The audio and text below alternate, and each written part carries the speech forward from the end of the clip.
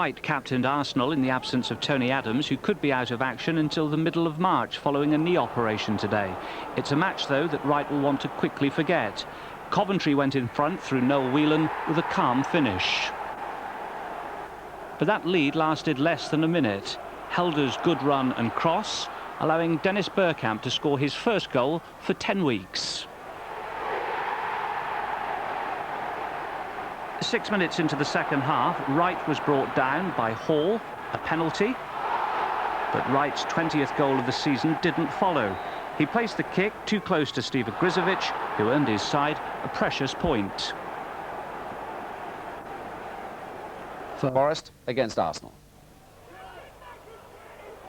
20 matches stretching back to last January, and Nottingham Forest have finally been beaten in a league game at the City Ground. Arsenal, playing without the injured Adams, Platt and Bold, always controlled the game. A single goal after an hour from Dennis Bergkamp, his 11th of the season, was enough to give Arsenal victory. It proved to be a miserable afternoon for Forest. They had substitute Jason Lee sent off. He'd been booked earlier. And after clashing with Andy Linnigan, he was to take no further part. Forest 0, Arsenal 1. Sheffield Wednesday manager David. Two of England's great cup sides, both recent winners of this event, go head-to-head for another big day out at Wembley. It was right on for Arsenal in the last round as they put paid to league leaders Newcastle thanks to an inspired performance by the evergreen Ian Wright. Goals number 138 and 139 of his Highbury career. But Villa hope it's all... Bergkamp. Merson trying to get it into his path. Bergkamp again! A super goal!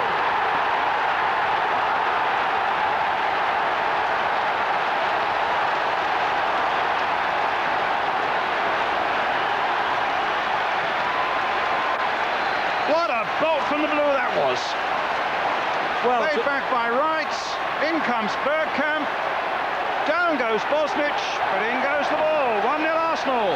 That's the best bit of football they've played. That was on the ground, and they played it into people. Nice layoff by Ian Wright. And I mean, the most amazing shot there, with the outside of his right foot there. Put a bit of spin on the ball and bends it into the corner. That was a super goal.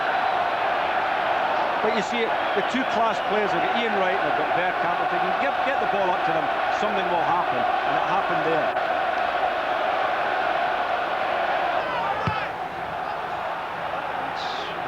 Long there towards Dwight York. He's controlled it. Johnson's come up quick. Milosevic can't quite get in there. And suddenly Bergkamp's away. The flag has stayed down. There's a chance for the line. 2-0.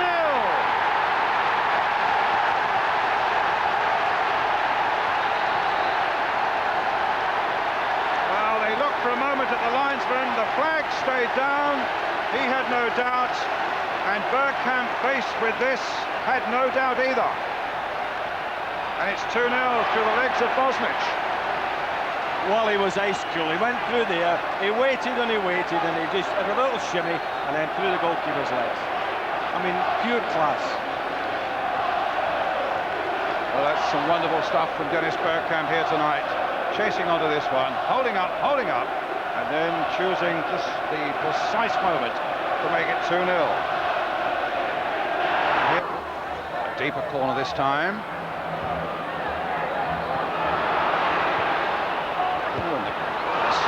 Well, there was a comedy of errors there and a whole chapter of them too, and it's not over yet. And they've scored, and it's Dwight York again.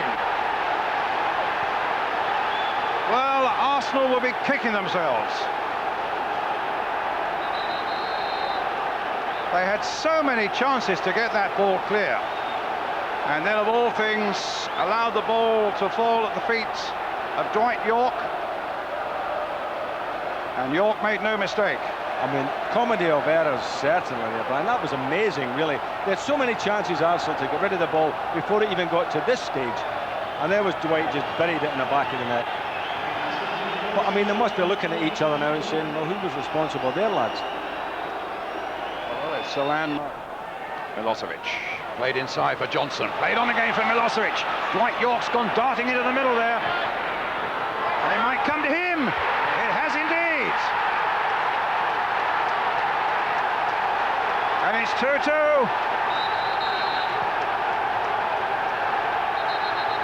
And Dwight York has done it again.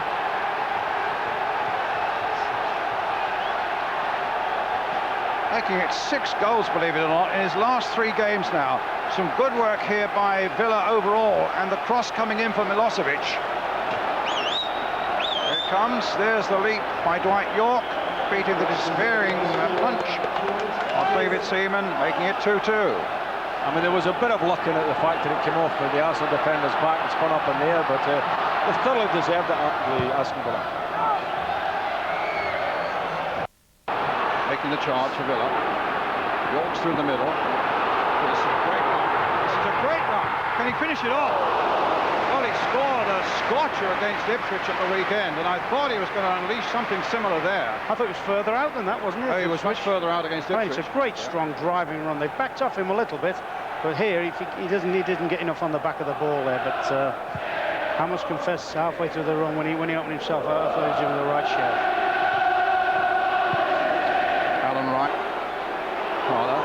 This looks better for Arsenal. It's not a bad shot, but fairly optimistic from that range to beat Bosnich.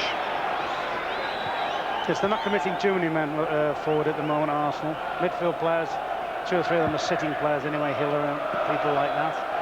And it looks very much at the moment as if Ian Wright will be asked to do all the front running in his own with support occasionally from this guy. Structure on Bergkamp.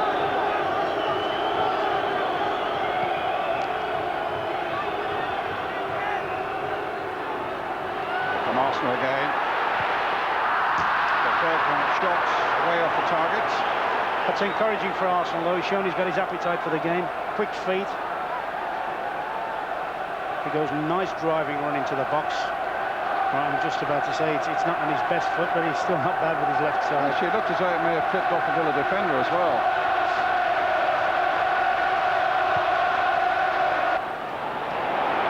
Following's that one. Finds Paul Merson. Hook down the left for Winterburn, but Merson, this is a great break here by Paul Merson. Wright's waiting in the middle, it won't get to him. Bergkamp might go to it, but the momentum might have died. And Ian Wright, who hardly got a look in to be fair in the first game. they're putting a few nice movements together now, Arsenal. This is Bergkamp. Trying to get it into the path of Wright. There could be a problem there. And tucked away in the end. Villa very nearly caught out. Merson coming in the end. Well, here you see, that's an ugly little ball around the back of the defence. Right, Charles should really have dealt with it. Should have tucked it away, tried to bring it back to his goalkeeper. And at the end, Bosnich was, I think, Mark, to be fair, made it a little bit spectacular. Wasn't the hardest header that Merson's ever hit. They were totally unaware of Winterburn coming in there. Well, Merson might fancy a little dip at this. Bergkamp certainly would fancy a little dip at this.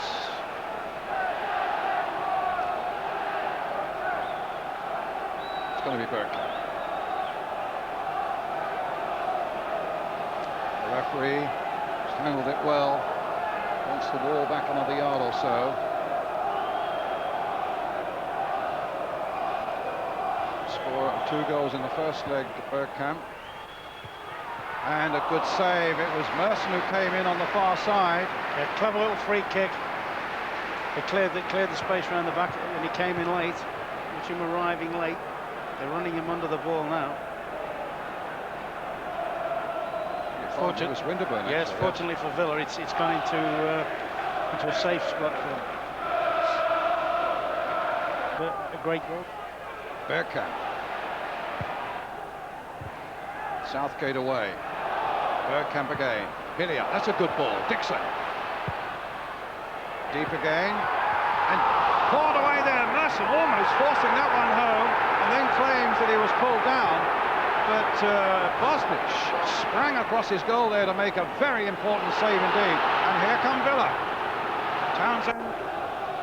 Fortunately for Arsenal, doesn't really make Seaman work. And at the other end, when Merson very nearly forced a goal for Arsenal. Yeah, was it Merson or did the defender get on that one? It's going wide actually, isn't it? But in fact, Mark Bosnich Well, Bosnich may very well have put the ball back into a danger area then. Plenty of claret and blue back move to guard them. Here's Merson, another of those driving runs of his towards the penalty area. Just got held up for the moment. There's his cross, though, towards Ian Wright again. Wright trying to do something extravagant on the turn. Can he finish it off? Winterburn shot!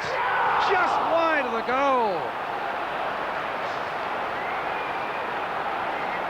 He's only scored once this season, back in November against Sheffield Wednesday.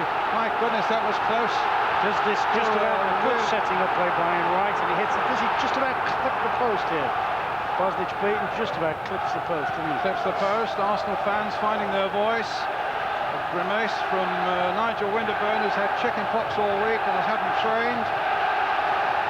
And Platt is warming up. And David Platt warming up for Arsenal. Terrific goal. West Ham's run of Premiership wins ended despite a siege of the Arsenal goal for virtually 90 minutes, but not the first. A bad mistake by John Harkes let in Paul Merson, who set up John Hartson, and from his point of view, a sweet goal, given public utterances recently that he'd been treated like a dog. No bones about the goal. But West Ham should have secured a point. Two ex-Everton players involved, Martin Keown adjudged to have fouled Tony Cottee. Anyway, a chance for Julian Dix, but David Seaman saved easily twice, and after the game, Dix claimed he had double vision. On best goal scored in March. And Lee Dixon will chase that, and there's no more willing chaser than Dixon. Bergkamp! Arsenal back on terms!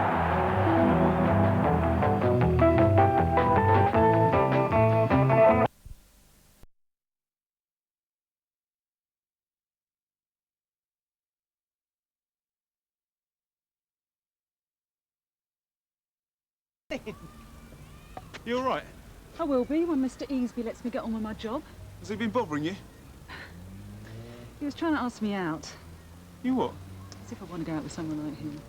Why don't you push off and leave this officer alone, eh? Right, I'm going. See you later, Narika. No, you will not see me later. You will never see me again if I can help it. Is that clear?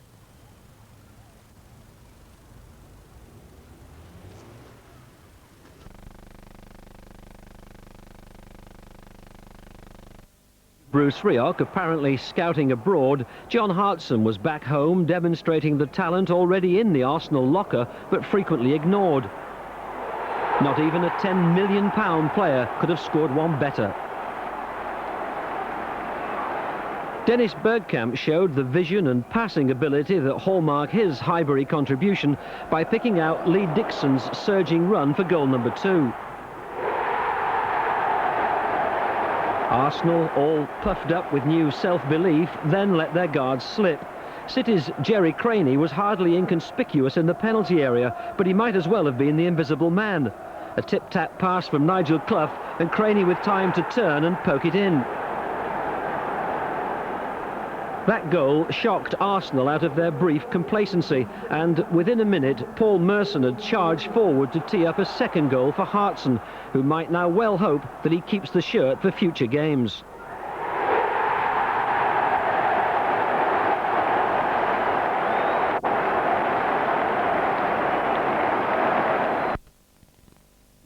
Wimbledon must have fancied their chances at home, but it was the Gunners who took the lead on the hour. Ian Wright, anxious to impress, gave Lee Dixon a chance with a neat pass.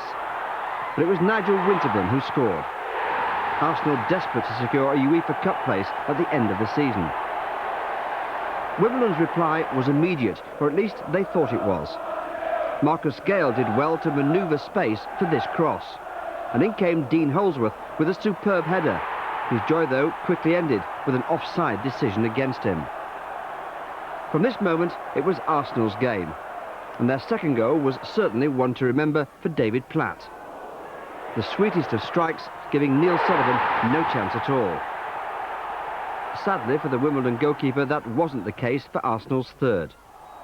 Dennis Bergkamp was the man who was completely clear, but Sullivan will not enjoy seeing this shot go straight through his legs. Arsenal back to winning ways, and Ian Wright returning to form after his transfer request was turned down. You know, I was very flattered and moved by the support I've got from the fans and the Arsenal board. It's been very nice for me, for myself and my family. But you know, I just, like I said earlier, I just want to try and concentrate on playing, and then we'll see how things are at the end of the season. Alan Shearer shattered Tottenham with his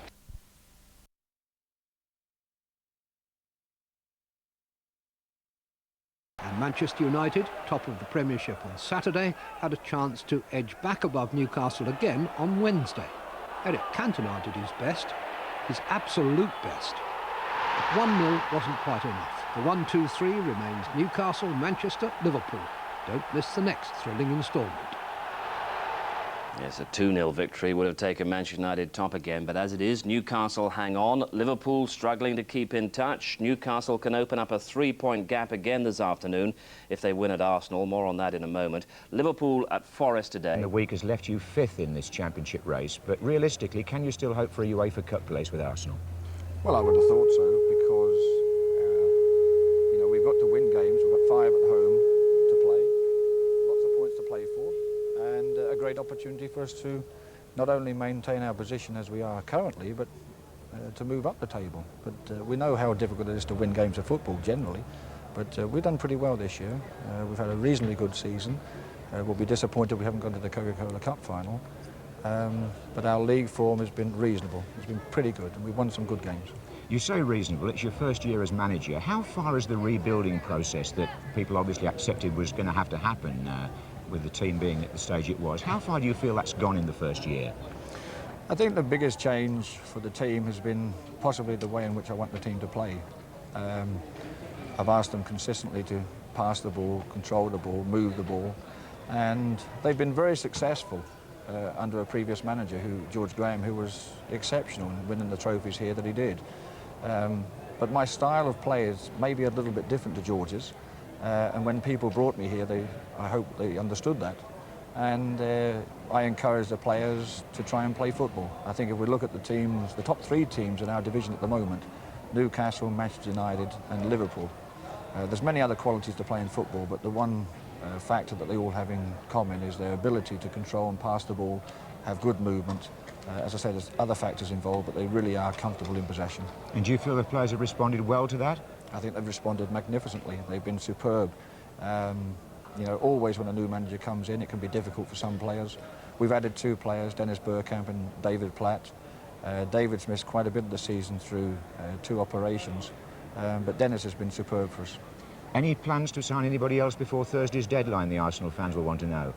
I saw a young lad playing at St Albans this past week, Motson. He was down the right wing, so I don't know if he's available yet, John. You've ducked that one, haven't you? Let's talk about today's game now. Newcastle, a full house. There was a bit of controversy here when they came in the Coca-Cola, Bruce, both on and off the pitch. Any carryover today, do you think? No, none whatsoever. I think the unfortunate part of the game was the sending off, obviously, of David Ginola.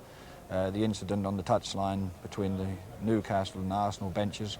I don't foresee any problems in that respect. The game itself had so much good football in the game that I anticipate a super game again today. There's just so many talented players on the pitch, and I can't foresee anything but a great game. I know it's an important game for you, but it's vital for Newcastle, isn't it? I think for those top 3 teams, losses can be disastrous for them. Bruce, thanks very much for joining us. Thank you, John. That was live from Highbury. Thoughts on what Bruce Rioch has achieved in his first season there?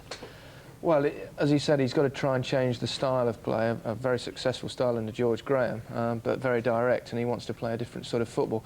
To be perfectly honest, he's not really got the players to do it, and he needs time to change that, if he can. The players there are used to playing a certain way. He's brought in a couple of players, as he said. Bergkamp's been terrific, Platt's been injured, but coming back to form. But in midfield, Arsenal are light. They're solid at the back, but they haven't really got the flair players that he really needs to play the system that he wants to play, and if he doesn't find 1 or 2 of them, then they're going to continue to struggle, really. Well, it's desperate. Merson will take it, and Linnigan will come forward, so will Keown, and so will Marshall. That's Linnigan's flick on, and oh yes, Marshall coming in. What a delight for the 22-year-old. Scores his first goal for Arsenal against the league leaders. Less than 2.5 minutes on the watch, and Scott Marshall comes in here. The flick was by Linnigan, the firm header is by Marshall, and Arsenal are a goal in front. The perfect near post corner, and the execution couldn't be better. What a shaker for Newcastle.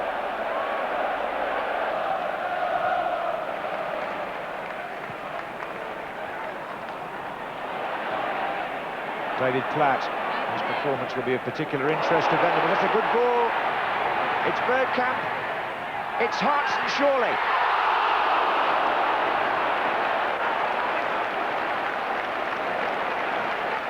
Dennis Bergkamp provided the final ball. But it was a good initial play by David Platt, actually, here in midfield. He picked out that pass, and an excellent one it was to Bergkamp. A lovely pullback, this. John Hartson just underneath it. And Newcastle mighty lucky not to go 2 goals down. Howie.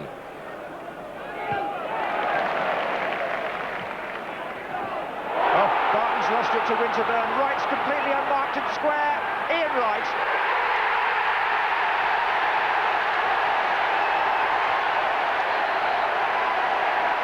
It was a gift, really. Warren Barton has to take responsibility.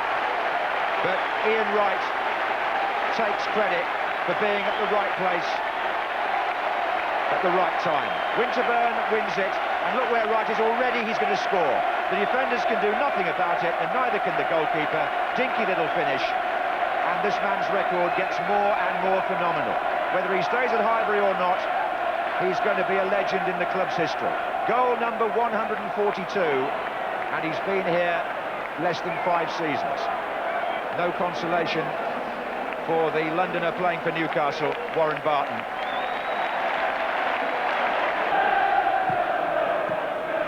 Oh, it's come off flat towards Asprilla.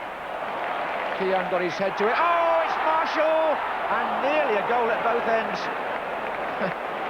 David Seaman just able to palm that away for a corner. First Keown with the header, then Marshall. Nearly beat his own goalkeeper. Albert is up for Newcastle. Leeds United's season continues to fizzle out. At Highbury, they were beaten 2-1 on a day when Ian Wright announced he'd like to finish his career at Arsenal. It was Wright who opened the scoring.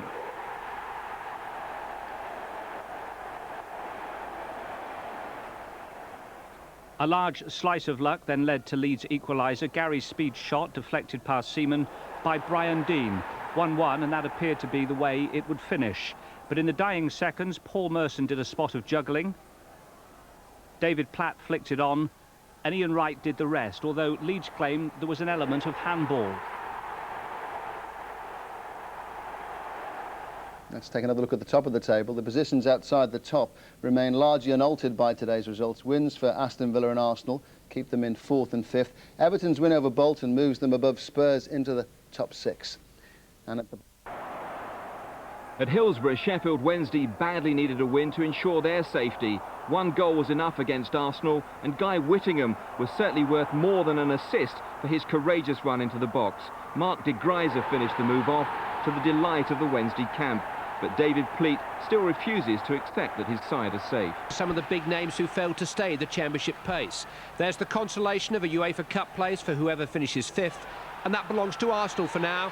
David Platt's effort was ruled out, but the draw kept Spurs at bay. If Darren Anderton can force his way back into the England picture, his late appearance may prove Monday's most noteworthy moment.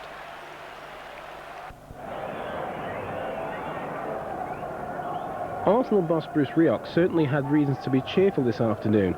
The Gunners are now favourites to qualify for the final European place, but it was Blackburn who went ahead on 13 minutes. Gallagher applying the finishing touch.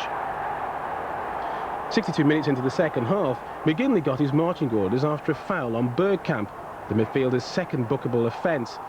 Not the most popular decision for referee Keith Cooper to make on his final Premiership match. But Arsenal drew level on 74 minutes when Colin Hendry made a rare mistake. Parlour took advantage, but was subsequently bundled over by the Scottish international. Protest ensued, but to no avail. Ian Wright made no mistake from the spot, providing the Gunners with the perfect platform to take on Liverpool and Bolton at Highbury in their remaining fixtures.